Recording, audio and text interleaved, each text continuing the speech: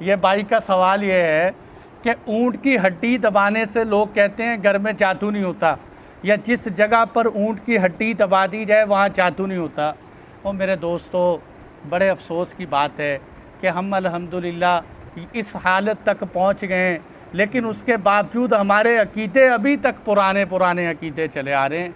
ये इंतहाई ईमान व यकीन की कमज़ोरी की निशानी। हुजूर सल्लल्लाहु अलैहि वसल्लम और सहाबा किराम ऊँटों वाले लोग थे।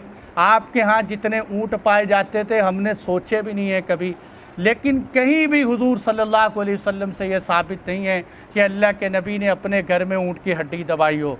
बल्कि जब हुजूर सल्लल्लाहु अलैहि वसल्लम पर जादू हुआ तो अल्लाह ने आपको सूरतुल फलक और सूरतुल नास सिखाई। ये नहीं कहा पैगंबर घर में ऊँट की हड्डी दबा लें। तो इसलिए हमें भी ऊँट की हड्डियाँ, ये हमारा एक अच्छा, अगर हमने ऊँट की हड्डी दबा भी ली तो फिर एक हड्डी की बजाय पूरा ऊँट दबा देना चाहिए ताकि ज़्यादा से ज़्यादा जादू से हिफाजत हो। फिर ये भी कहते हैं शाने की हड्डी, कोई कहता है टांग की हड्डी। और मैं तो ये भी कहता हूँ, ये मेरी अपनी ज़ाती राय है, उलमा से मैंने सुना नहीं, मेरी ज़ाती राय है, कोई इससे इख्तिलाफ़ कर सकता है। मेरी राय के मुताबिक ये हड्डी दबाने से जादू ज़्यादा हो सकता है, कम नहीं हो सकता।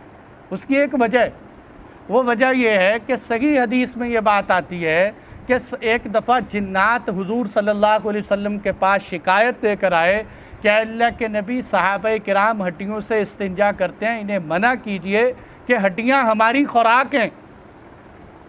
अब मेरे दोस्तों, जिन्नात की खुराक को लाके हम घर में दबाएंगे तो वो आएंगे या जाएंगे? खुराक लाने से चीज़ आएगी या जाएगी? इसलिए ये चीज़ें सोचने की हैं। अल्लाह ताला हमें इस पर अमल की तौफीक अता फरमाए। जी भाई।